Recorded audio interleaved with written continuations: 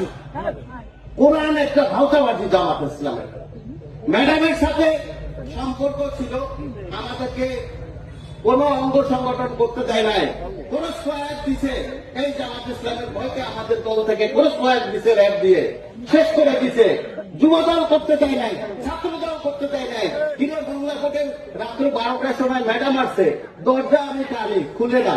Madam কি হয়েছে, তার এক ছেলে আছে। কে ছেলে? আমি কে ছেলে? কে? মুজাহিদ সাহেব তার ছেলে। সে আসছে, ম্যাডামের দরজা খুলছে, তারপরে নামছে। দেখেন এত বড় কি করছে তারা, ম্যাডামকে